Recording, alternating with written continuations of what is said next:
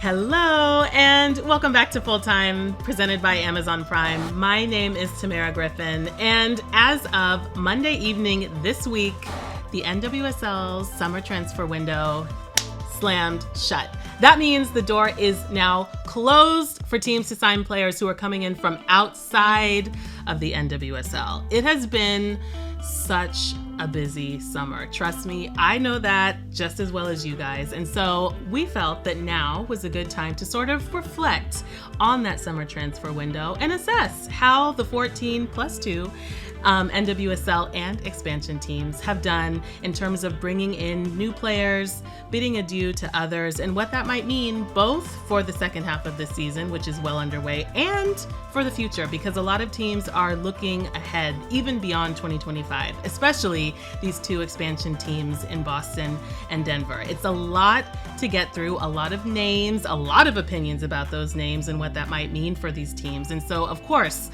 I can't and would not want to, honestly, do it on my own. One of my favorites in the game, Andre Carlisle, who's a co-host of Diaspora United podcast, Hey Spirits podcast, and he's the creator behind the Vaudevillian Kane newsletter that I hope you all subscribe to. He and I are going to break down the 14 NWSL team summer transfer windows. And you know, we have been sticking with this back to school metaphor. We're sticking with it again because we're going to give each team a grade as to how we thought that they did in terms of the moves that they made this summer.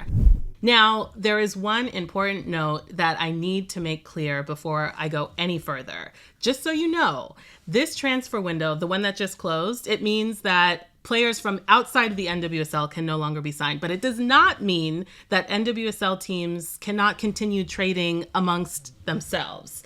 That window does not close until October 9th. So if you feel like you've just been able to take a breath after all of the announcements that I'm sure you've been seeing the past few weeks, keep breathing because there might be more announcements coming. They still have 5 weeks to do that, NWSL teams, in terms of trading with each other. So just an important note, all the names that we're talking about, teams that we're talking about, it's possible that the grades could change. There might be some last minute extra credit for some of these teams, depending on how things go with other NWSL discussions. All right. Before we take a break, I just got to make sure that you're following us on all of the socials, everywhere that you scroll, at TA Fulltime on Instagram, TikTok. I know I always mention Blue Sky. We still ain't there yet. But we do put these episodes on YouTube. Make sure that you find us wherever you want to find us, wherever you scroll, wherever you feel most comfortable. We love hearing from you. I'm sure a lot of you will have opinions about these grades that we're giving. If you have some thoughts of your own, always the door is open to reach out. You can also email us, fulltime@theathletic.com. Make sure that you're signed up for our free newsletter. We've got some amazing stories there. WSL is starting up soon, and we've got our writers across the pond working very hard to make sure that that league and others across Europe are covered as well. Just want to make sure that you're keeping up to date because things are about to ramp up. Champions League is coming back soon, and we just want to make sure that you know what's up so that when we talk about things on the podcast, you know what we're talking about. All right, we're going to take a quick break, and when I come back, I will be joined not only by Andre, but Theo as well, who makes sure that we stay in line as we give each of these 14 NWSL teams grades on their summer transfers. It is always such a pleasure to have you on the show. Andre Carlisle, how are you doing? And thank you so much for joining us. Yeah, thanks for having me. I'm doing well. As a Spirit fan, I can see why you'd say that. And before we even get into these transfer windows, news, gradings, let's talk about the Spirit real quick because I was at the game at Oracle Park in San Francisco where they beat Bay FC 3-2, 3 unanswered goals in the first half, lots of rotation, Trinity Rodman playing the majority of the game. First time we've seen her do that in a long time. So much to pick apart about what is going right for the Spirit, but as a supporter of the team and someone who follows them so closely, how are you feeling right now? Also, I haven't even touched on the amount of travel, the miles that these players have racked up in the past week. But yeah, give us a sense of how things are going from your perspective in the camp, how you think they're going to fare for the second half of this season. And of course, we'll get to them and how they did in this transfer window too. Yeah, no, it's been fun. There's a lot of optimism around the team. Obviously, we're concerned about the travel, wanted to see how the team was going to react, how much of the team was going to be used in that game in El Salvador against Alianza. Was a fun lineup that was put out there, but you also saw some of the probably main primary starters get in. That was something Adrian did in his first tenure with the team as well, tried to rotate a bit, at least not from the starting 11, but from subbing players on and making sure they were ready. And so that was good. It's kind of a funny spot that they're in because, like, at this point in the season, most are kind of building towards what they, like, perfecting what they've been all season.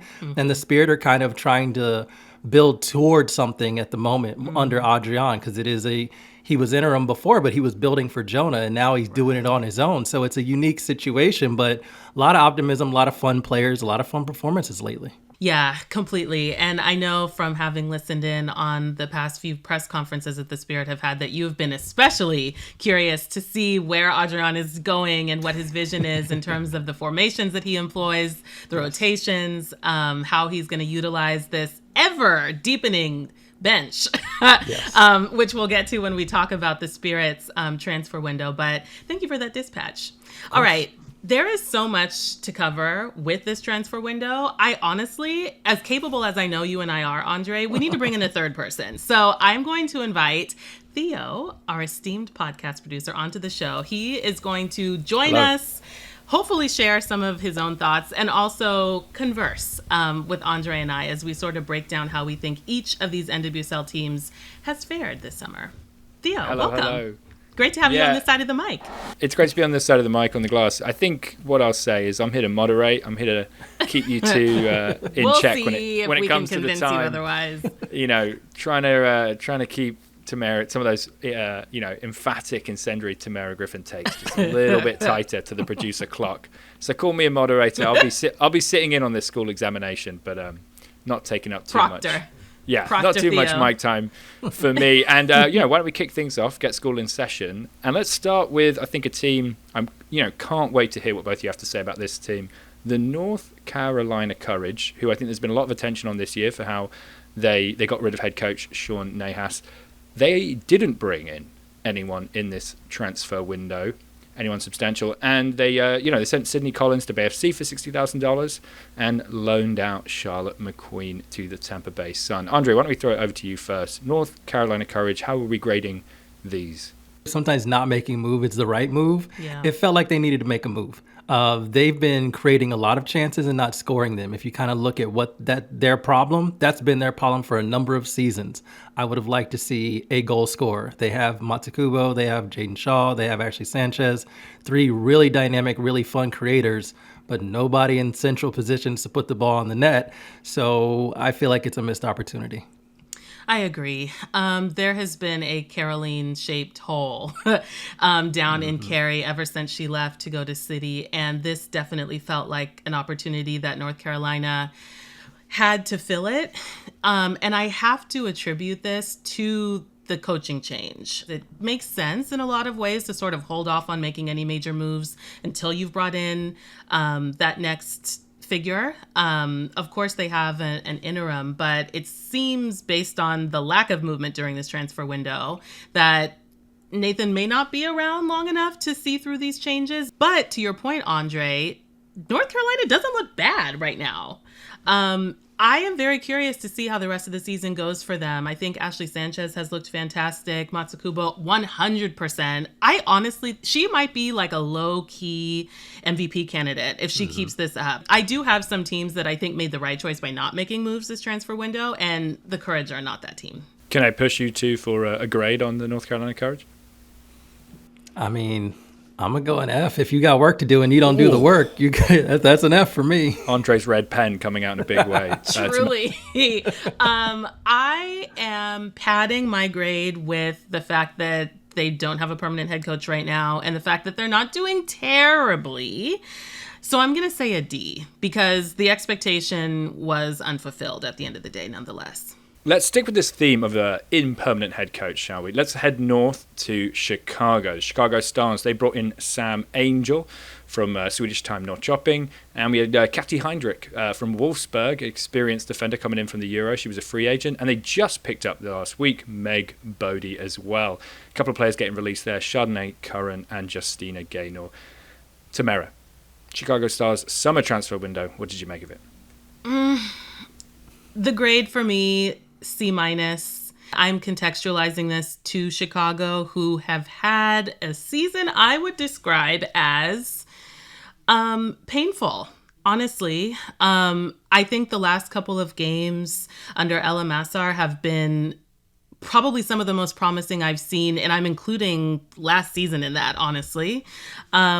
That being said, again, just as we were saying with the Courage, this was an opportunity to make a move. Like, give us something to give us a sense of direction for this club, especially under this new ownership. Meg Bodie, I'm sort of fascinated by her journey womaning across this league. And I do think that there's something to be said about having those sturdy players who can sort of drop in and fulfill the roles that are given to them. But when I look at the individual talent on Chicago, Ludmila, Jamise Joseph, I mean, you got to do something with that. Otherwise, you're going to risk those players leaving. And I think the longer Chicago goes without making a serious move, the more they're going to risk losing players like that. If Chicago had started out brighter, the grade probably would have been lower. But I'm tying this C- grade specifically to where Chicago is at right now. Maybe I'm being too nice, but it's a C- for me. I'm probably putting them at a D, and the only reason I'm not giving them an F like I gave North Carolina is that North Carolina is a lot closer to a playoff position. Chicago's not making the playoffs. Good point. Right now they have 10 points. That's too much to make up. So they didn't have something that could have pushed them up to that level right now with the games that are remaining. That front office has been making weird decisions and giving weird quotes about why they're making some of these decisions. Yeah. And I don't think they know what they want to be just yet. The coach that they hired is an experienced coach, but if you kind of look at the track record, maybe not the most inspiring when it comes to certain teams. I've always called Norway one of the most unserious teams in soccer, and that he coached them through a large portion of their unseriousness. So I am a little concerned about what they're trying to get that team to do. So they have a lot more work to do than one window can solve. They got a piece. They got a veteran defender. I'm worried a little bit about age and defenders in this league. You got to be up for it every weekend. Can't all be Sarah Gordon. Yeah, but she is experienced in Hendrick, and so we will see. But it's a D for me. From the home of Wrigley Field to Oracle Park, let's talk about Bay FC. A couple of transfers in here. Sydney Collins, as mentioned before, coming in from North Carolina for $60,000. And then Onyeka Gamero from Barcelona, who unfortunately is likely going to miss the rest of the season due to injury. Andre, let's stick with you here. Bay FC, what did you make of their summer transfer window? Oh, I'm so sad about Gamero. She's such a fun prospect that I was really interested to see what she could look like in the NWSL. For Bay FC, they're kind of another one who's hovering around. 17 points isn't super far away. The cutoff line seems to be about 21 points. You go on a little bit of a run, especially take points away from another team, maybe you can sneak into the playoffs. But right now, their biggest issue is they have pretty reliable defenders who are out. Abby Dahlkemper has been out. Emily Minguez is on maternity leave. And they didn't really do much to kind of get somebody to fill that role. I feel like that's where they needed more stability because they create chances. They don't really score them, but they also give up a lot of XG when it comes to other teams. Gamero's fun. I like that they signed her, even though we probably won't see her this season. C- feels right.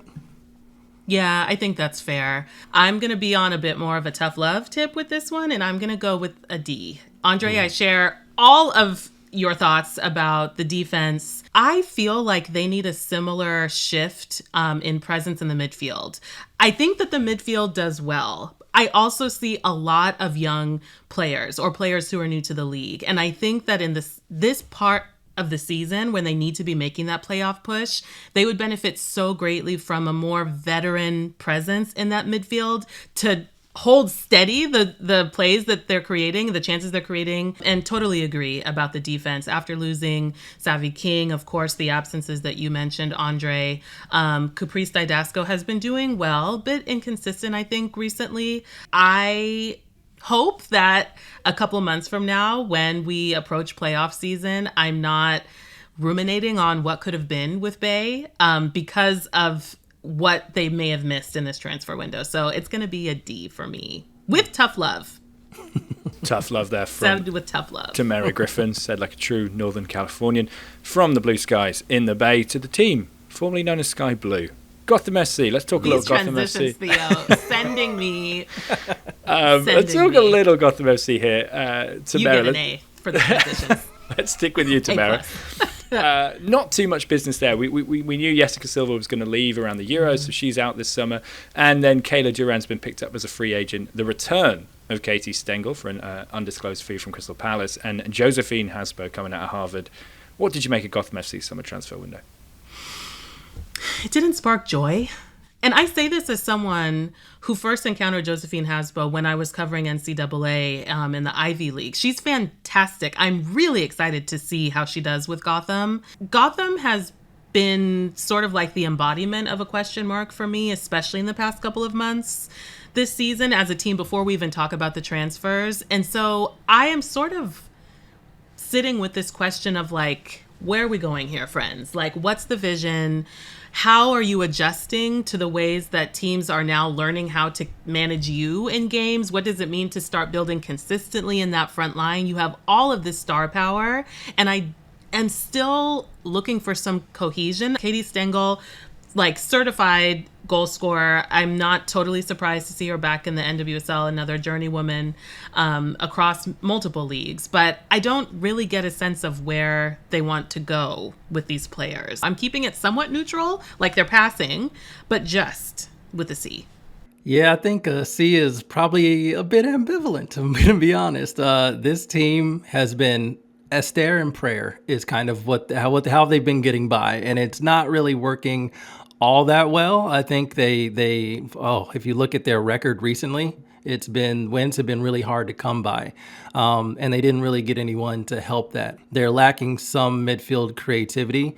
I think Jalen Howell that experiment is fascinating to me, but she's not going to be a creator. And so really it's just up to Rose Lavelle to be that creator. And they didn't really get anybody else in midfield who can play those creative passes, who can kind of start to generate those attacks. And that's what they really need. And so I think Gotham is certainly rebuilding from their super team era.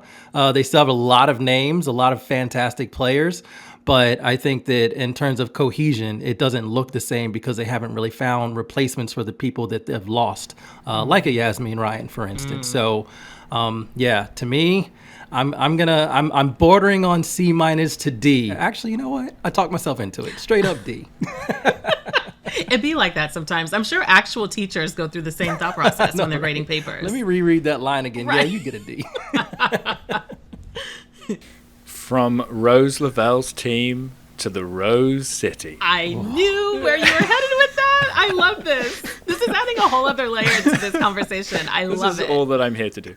The Portland Thorns. Maybe one of the most interesting clubs out there, because I think the Thorns had a fan base that were actively sort of atting their general manager in the club, saying, with the meme with the pokey stick saying, do something. Very on brand. Sign some players, great fan base up in Portland. So we did see some late business out of Portland, no departures, but Layla Harbert, Arsenal Academy player, coming in on loan right before deadline day, which is sort of an interesting move. Julie DeFore coming across from Angel City for $40,000, and Naomi Powell, who I think was a short-term contract player who they had shored up and have signed through the rest of the season now, who has some experience in Europe after playing in NCAA. Tamerra, we'll go to you first. Portland Thorns, summer transfer window. What's the grade? I'm not mad at it because Portland, I think, had a very good summer vacation, we'll say. I think leading up to the summer break, we were already starting to see these whiffs of possibility, which I personally think was hinging greatly on that midfield gelling. Jessie Fleming, Olivia Moultrie, Hina Sugita. Who am I leaving out? Of course, Sam Coffey, duh. I think that the partnership between the four of them is literally the fulcrum that's going to decide whether Portland succeeds or fails, assuming they make it into the postseason, which is looking quite likely. I think they remain vulnerable at the back, but even that is slowly, I think, starting to come together. I think Reina Reyes in particular has been fantastic. I know that they're dealing with a bunch of injuries. I personally was heartbroken about Kaya Hanks picking up that season-ending injury earlier this season. But and this is a tough one to grade.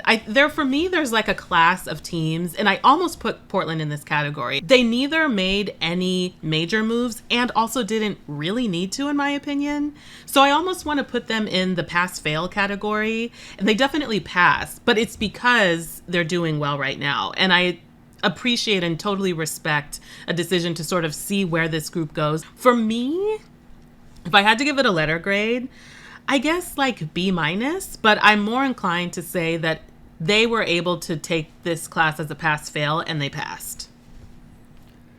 I feel like I'm the mean teacher. I mean, individually, I'm interested to see what Harbert can do. Fascinated always by young players. I think this is a great league. If you can keep up, this is a great league right. to sharpen some skills She's the for high young school players. Student taking college classes, like at the community college. Right, yeah. I think Julie Dufour is a fascinating player. Didn't quite work out at Angel City because they have a ton of attackers. So I think, and really so does Portland, but I think she has a better chance of getting on the pitch there. Mm-hmm. But where are the defenders? Yeah. That's my problem. Like Portland, since the break, and obviously it's a small sample size, but they lead the entire league in expected goals per game. Oof. But they also lead the league in expected goals against. Fix the defense. If you fix the defense, the attack is there, even without Kaya Hanks, who was, to me, one of the players of the first half of the season. Yeah. So I'm really sad that she's no longer there. But I think if you fix that defense, you have the attack. You just got to give them a platform to do it so that when they do, you're picking up 3 points instead of 1 or none. And they didn't do that in this window. And so to me, it's another D. Fair. That's fair. I think this is our biggest goal differential, grade differential so far. I like that. Good texture. Teacher wars. From the club with Sam Coffee to the coffee capital of the United States, we're going This is north. Controversial. Okay. Wasn't sure where we were going with that. North to Seattle. The whole West Coast will go to war over this one. Yeah. Fulltime at theathletic.com for all your coffee takes and feedback on that one. Seattle Reign, I think, made a big splash. Two big signings. One big signing and one player sort of returning to the fold. Mia Fischel being the headline here, and Sofia Huerta returning from a loan to Lyon. She's already coming in and making a big impact. We've seen Mia Fischel a couple of times off the bench. Andre, I'll go to you first. Seattle Reign's window. What are we thinking? I liked it. I'm not sure I love the trying Sofia Huerta as a center back. I do like the Mia Fischel signing. I think Fischel's a fantastic talent at Chelsea. Sam Kerr is coming back from an ACL. Mayra Ramirez is Mayra Ramirez. It's going to be hard to find, even with all the competitions Chelsea will be in, it's going to be hard to find consistent playing time with those two ahead of you. So I understand this move from her. And we've already seen it pay off, not necessarily from Mia Fischel, but the competition is maybe making Jordan Heidema be like, hey, I need to get the ball in the back of the net. We've seen a bicycle kick. We've seen a bullet header from her. I'm like, there it is. That's the Jordan Heidema I want to see. Mia Fischel is going to be super, super important with hold-up play and slowing down play, especially in the playoffs when things are so tense. I love this move. I thought it was fantastic. So I'm giving Seattle a B. Yeah, they're getting a B+ for me for a lot of those same reasons. I, too, was a big fan of the Mia Fischel acquisition, specifically the investment that Seattle is willing to make in her. A contract running through 2029. Yeah. And for context, as you said, Andre, she didn't get a ton of minutes with Chelsea because she was coming back from injury. Yeah. I think the key to understanding this is the relationship that she has with Seattle Reign head coach Laura Harvey, who coached her in the U20s. She knows what Mia has inside of her, and it's not often that we see clubs willing to invest this much in terms of the amount of time that they're signing a player and the amount of money that they're signing that player for when they are so freshly off of injury. So I think that is a statement that we can unpack in a number of different ways for Mia. And I'm really excited to see how she blossoms. I love that she's going to be training and has been training alongside Lynn Williams. Totally agree with what you said, Andre, about the ways that this, Tide is raising even players like Jordan Heidema. Seattle's another team outside of those three with very young players too. That they've also shown that they're willing to invest in vis-a-vis contract extensions. I was scratching my head a little bit around Sofia Huerta coming back. But then she went and either surpassed or tied the league record for assists, which shut me right on up. Happy to be humbled there. She still got gas in the tank, clearly. So I don't think Seattle needed to do a ton. I do hope to see them in the postseason because I think they've had both an impressive and fascinating season. I think they've overperformed given how much turnover they had between last season and this one. And I feel optimistic about them. And I think they also feel optimistic, which is reflected in the sort of slim transfer moves that they made, but deep investments, especially when it comes to Mia. So B+ for them. All right, let's stay on the Pacific coast, but let's hop on a train, head a little bit south. Love it. Maybe get the flip-flops out. We're heading to the beach. Two players here whose name fits in with the beachy vibe. We're going to go to Angel City FC. Hannah Siebert joining from Sporting Lisbon, and Evelyn Shores, a big free agent signing out of UNC. And that is, of course, combined with two big signings from Europe, Svendis Jonsdottir, who I know you're very excited about, Tamerra, and Sarah Dordoon from Frankfurt. Tamerra, I'll go to you first. Angel City maybe made some of the most signings we've seen in this window, and I think as much as the incoming players will catch a lot of headlines, we've also seen some big departures. Katie Zellum and Alana Kennedy heading back to the WSL, and London City Lionesses. Also Vanessa Giles officially leaving the club to Bayern Munich after a few seasons out on loan at Lyon. Break down this window and your grades, Tamerra. It's interesting hearing all of those moves put together in one sentence like that, Theo, because it's making me think that Angel City might be, at this moment in time, saying more with their transfer moves than they have yet on the pitch. We have been hearing about year plans, insert the number depending on who you talk to, anywhere from 2 to maybe 4 or 5 in terms of how far ahead Angel City is planning and how we might not be able to see the vision for what they have 3-4 years from now based on what they're implementing right now. Alex Strauss is super cerebral as a coach. We learned that when we interviewed him on this show. So I can totally see how the players are dealing with a lot of information. It's not always showing up on the field. When I look at these names, both the outgoing and incoming players, it's like, okay, I see where we're going with this. I did speak with someone close to Angel City very recently. We know these transfer windows are chaotic, even though the window's technically closed. Not all teams have made announcements, but I have heard that one is coming officially on Katie Zellum and Alana Kennedy. I do think that that is important to note because one thing that I think has been consistent, this team wants to be young. And I think this is a trend that we're going to start seeing cut across more consistently across the league. And so for all that Katie Zellum and Alana Kennedy have offered in terms of their veteran leadership, I can also see how they might not fit into this longer term plan that Angel City has. So it's less surprising.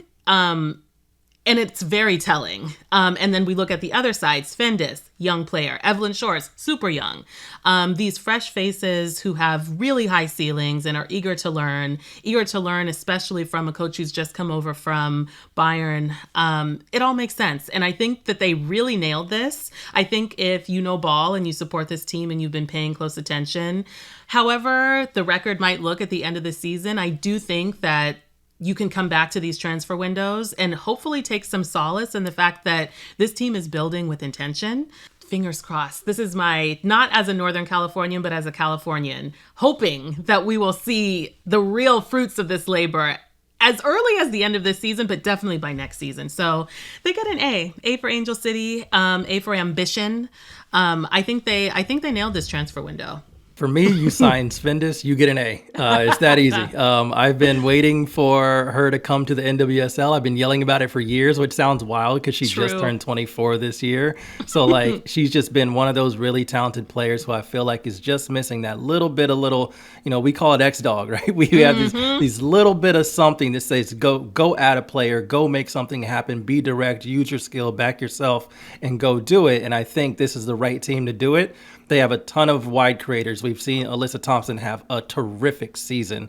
And getting Svendis on the other side should be Well, as you said, it may take a little bit of time, but should be one of those things that makes this one of the most dynamic attacks in the NWSL. I'm really excited to see it. So from there, it's already an A.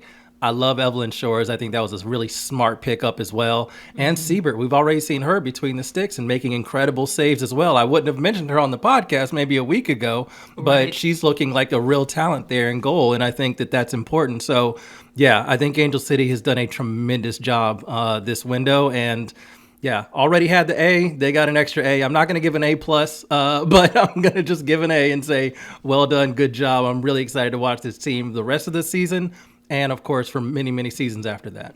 All right, let's wrap up this Southern California adventure by getting our red pens and our book bags together. The teachers are on the train. We're going a little bit further south.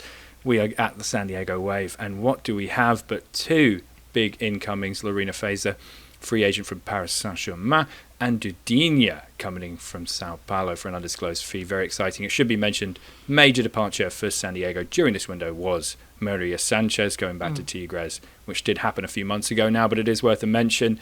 Tamerra, I'll go back to you. San Diego Wave, what was your grade of their summer transfer window? I love these signings for San Diego. I love the French connection that is building down there. I would have never seen it coming, but Lorena Fazer is now the fourth French player on top of Kenza Dali, Pearl Moroni, Delphine Cascarino to join this season. I can see and have already seen, even with the limited minutes, she has a composure that far exceeds her years. And I can only imagine what it's going to be like for her to build alongside Kenza, alongside Savannah McCaskill. Same with Eugenia, coming off of that Copa America Femenina championship. She's got to feel super confident right now. We're also seeing that confidence on the field again, as Jonas is working her into the squad. They found a lot of success. And so they, similar to Portland, and maybe even more so, given that they're even higher in the table, didn't need to do too much. But it's always refreshing. And I think, as I've said earlier, a sign of things to come when clubs invest in these younger players the way San Diego has. I am very confident that this is a trend that's going to continue. Really exciting things to look forward to with San Diego. So I also give them an A. And I swear it's not because of my California bias, because you saw the grade I gave Bay. Sorry, Bay. I love that. Getting ahead of it. I think these are two great individual pickups as well. I think the first half of the season, San Diego had a really intense press that would fall off in the second half of games. And I think learning how to control games is really important. And I think Fazer really helps with that. They were really overperforming their XG, and it's kind of catching up to them now. They have one win in their last 5 games and have scored a total of 3 goals. I think they've got themselves a little bit more versatility, which I think is really important. So I'm going to give them a B+. Andre, I'm going to stick with you. Something close to your heart and your locale up there in the greater DC area, in the nation's capital, Washington Spirit. I think everyone is talking about Sofia Cantore and that reported $340,000 move that is, taking people's breath away, especially after that 35-yard goal off the crossbar last weekend. But break down this window for me from a Washington Spirit perspective. I know we also got the news early this week that Deborah Abiodun was returning from her loan from Dallas Trinity, which is sort of another new arrival, even if she technically joined the club a while back. Love this for Abiodun. I think when she was first brought to the Spirit, I was really excited to see how she fit in that midfield. She's a really, really fun player, an exciting player to have, a sturdy player to have in that midfield. So I'm really excited about that. But the bad side is what it means is because Abiodun needs requires an international spot. That means that Ule Sarr is probably not coming back. I loved watching her with this team, and it's sad she won't be there.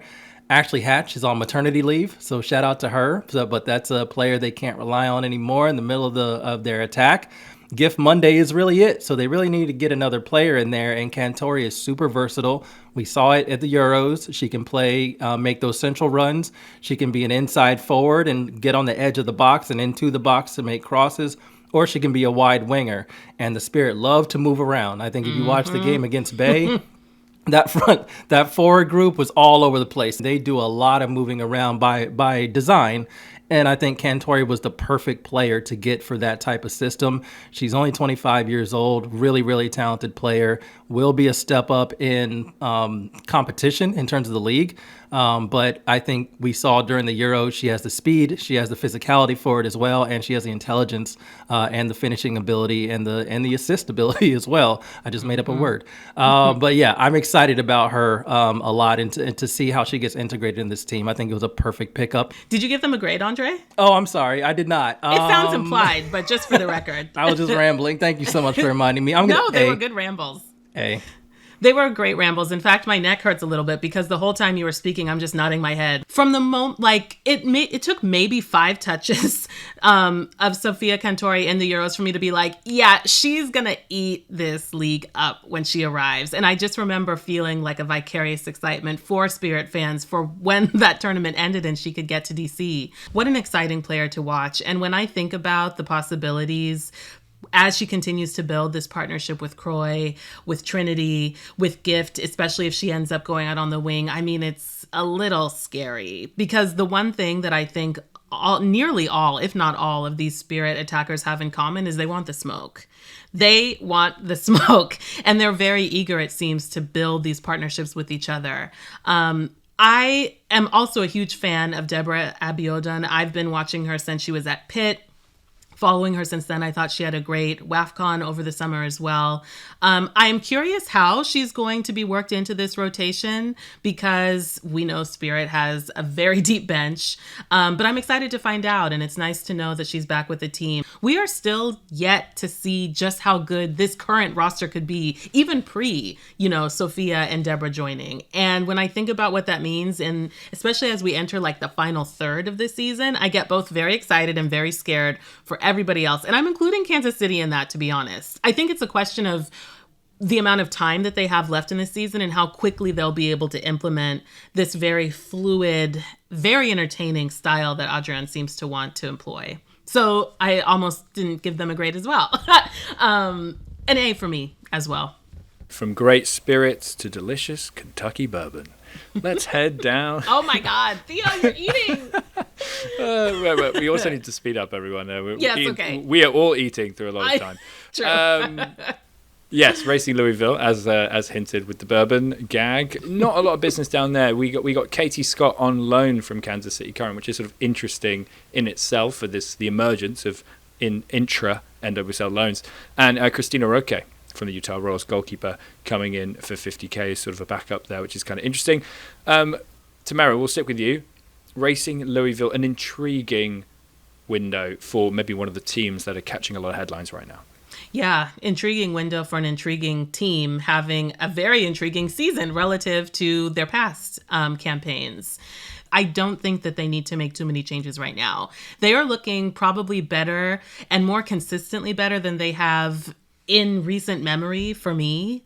And I am very excited to see what the rest of this season and hopefully, honestly, the postseason has in store for them. They are the particular kind of dangerous that I think teams will be very nervous about potentially facing in the postseason because it only takes one.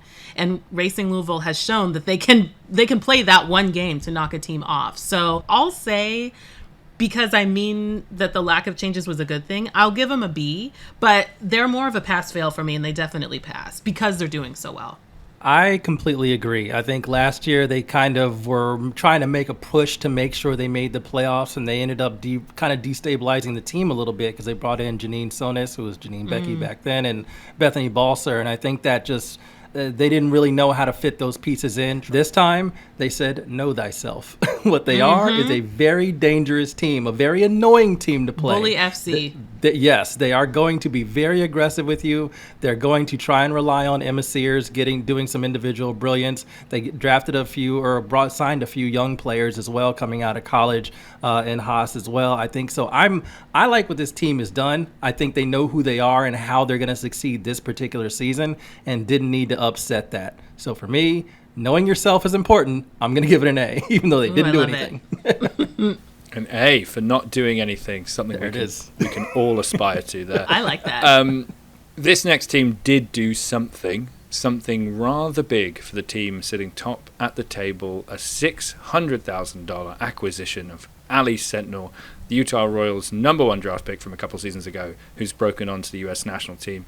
Tamerra, I'll throw it to you. You know, the KC Current seemingly didn't need to do much, and yet they made a splash. They did. The most. What's your grade for their summer business? I'm giving them a pass as well for pretty much the same reason that I gave Racing Louisville. I probably would have given them the same score I'm giving them now had they not traded for Sentnor. If anything, it makes sense. Vanessa DiBernardo out on maternity leave.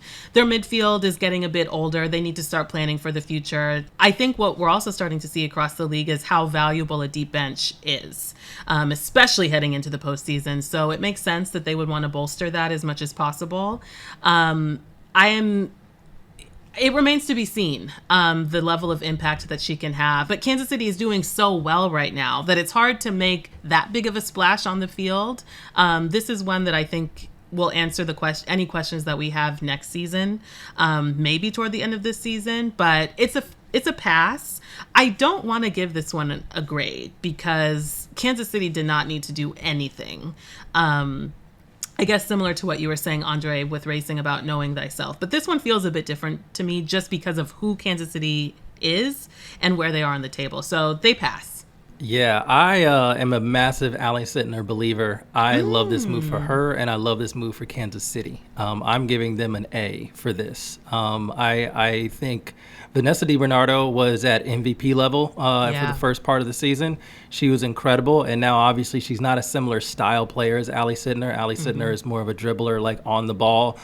She can deliver a through ball, but she also obviously has quite the shot and likes to shoot. I think this is a tremendous move by them to be able to secure her signature and get her in and integrated in a very important year for them. I mean, she could come there from Utah at the bottom of the table and end up with multiple trophies this season. And I think I'm excited to see what she does the rest of this season and her entire current career. So A for me. Big statement there from KC. Okay, from one barbecue capital to another, Houston Dash making a few big moves. I think the most exciting one, we haven't seen her on the pitch yet, is Lisa Boatin coming in from Juventus. And they also picked up Clarissa Larissi from Crystal Palace, who made her debut in the 1-1 draw with Seattle recently. Andre, let's stick with you. Houston Dash, what are you feeling? I'm back to being mean again, unfortunately. I feel like a D here. Another one. No disrespect to the players they brought in, but I think Houston needs to figure out the type of team they're going to be. I know that's the whole point with the new coach and everything, trying to install things, but to me, they're looking very North Carolina Courage-y, which is the staff that he came from. So I'm seeing a lack of a, central attacking presence. I'm seeing a lot of short passing without a lot of chance creation. I'm seeing a lot of defenders being your primary passers, and when that's not kind of their best skill set. They're great defenders in their own right, but we're not talking about defenders who can, assist from their own half on a routine basis, like Sam Staub or somebody like that. Yeah. I think there was a way to bring in some players that maybe get you closer to what you actually want to be on the pitch, because right now we're kind of not seeing it. So it's a little unfortunate. I'm also a little sad about them losing Barbara Olivieri. I love her as a player. I'm excited to watch her with Boston Legacy, but Tigres before then. So, yeah, losing that player, not really getting anybody in that's going to help define their system further. To me, it's a D, missed opportunity. I have been really craving for some movement to give me a sense of optimism again that I felt at the start of the season. And maybe I'm feeling a bit of that. I think both of these players, Clarissa and Lisa, have a lot to offer. I guess I'm also wanting to give Houston props for being able to attract more international players, especially those coming from Europe. I might be influenced by some sort of Eurocentrism, but I think in terms of a club, when you're able to bring players over from overseas like that, it's hopefully a good sign that they see something of promise there. So I'm inclined to give them like a B. I'm vacillating between B and B-. I'm going to say B-. Some of that is because of Andre's influence. I hadn't thought too much about that central hole that they have and how they could have filled that during this transfer window. Hopefully it's coming. I remain for whatever reason, optimistic about Houston. I want so badly to believe that they are building something that can be sustainable. It's going to be a long project. Maybe that's just what it is.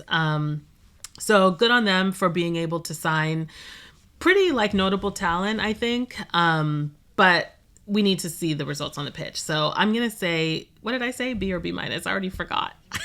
You were leaning B minus. Okay, yeah. I'll stick with B minus. You have a me-influenced B minus. Yes. Yes, a very Andre-tinged grade. The staff room conversation is affecting the examination papers. Yes. From the last place team in the 2024 standings to the last place team currently in the 2025 standings. Wow. The Utah Royals. All right, Utah Royals, very interesting club here because we are hearing news that a transfer for Frankfurt forward Lara Prasnikar is very, very close.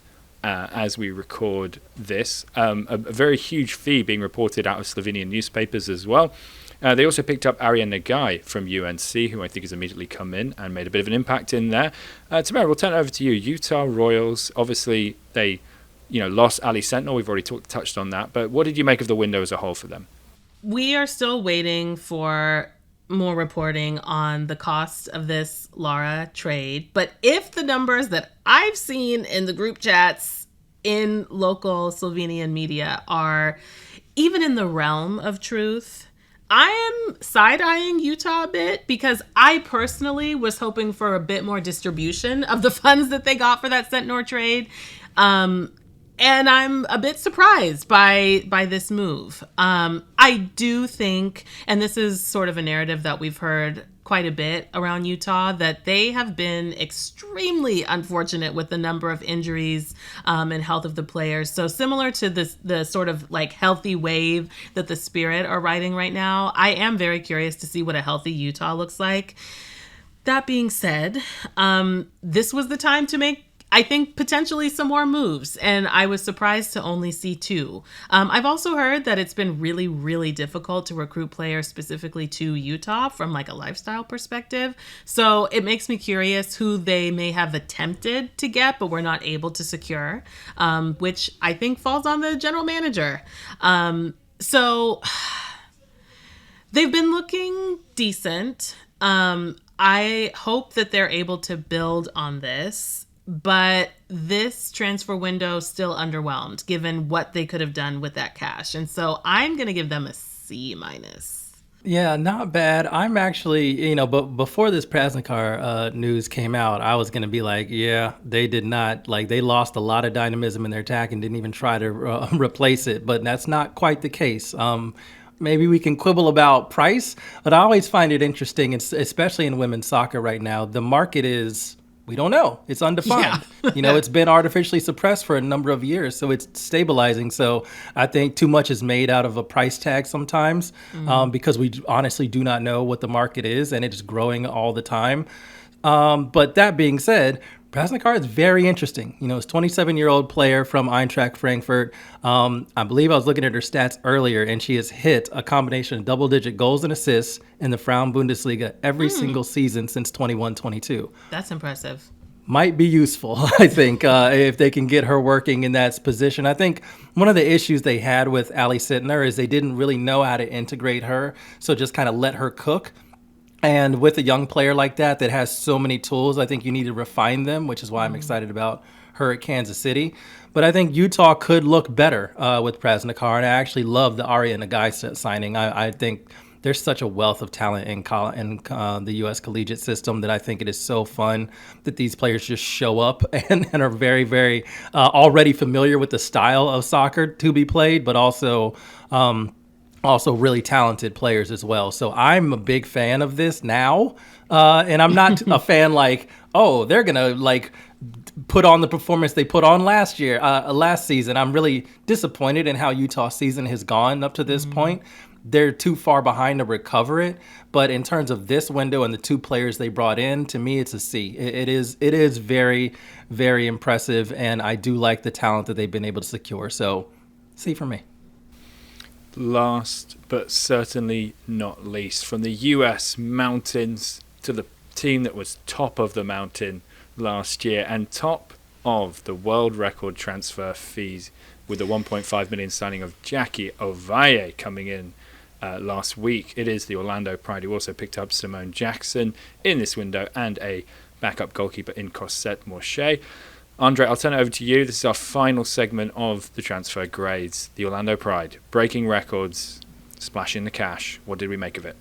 I'm glad I already went on my rant about the transfer market and price of players and all of that business. Set it up perfectly. This is an A. I think Simone Jackson was already a very, very fun signing. I've been waiting to see where she was going to pop up as a professional, and I love that it's with Orlando. She already has an incredible assist to her name as well. She did her first few minutes on the pitch, I believe. So she is an incredible talent. But Jackie Ovalle, just tremendous. Just been one of those gems of a players that exists. It almost feels like a figment of your imagination because she's in a league it doesn't have the most accessibility in terms of watching, and people don't pay attention to it as much as the NWSL or the WSL or the Champions League or whatever.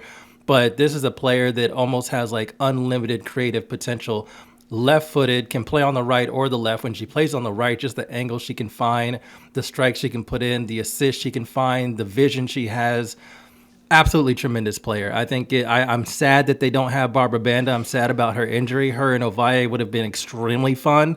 But either way, I still think that Ovalle is going to be a tremendous talent in this league. So I love the fact she's going to Orlando. And again, with Simone Jackson, it's an A for me. Yeah, I agree. Honestly, I would have been inclined to give Orlando the A, even if the only player they signed was Simone Jackson. That is how excited I am about this player.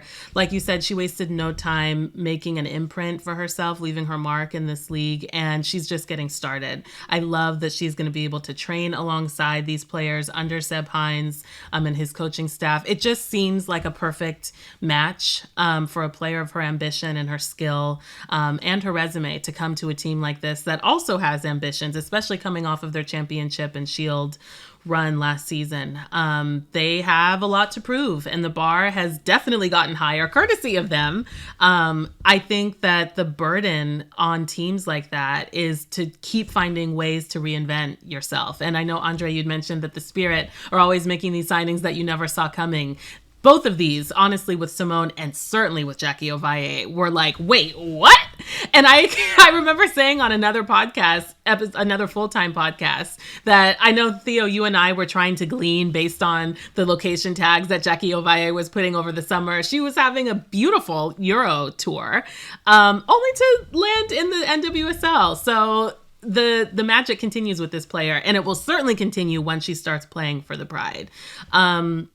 The timing is super bittersweet because I think we were all looking forward to and extremely seated for a partnership between Jackie and Barbara Banda, who unfortunately is out with that season-ending injury. Unfortunately, is putting it lightly.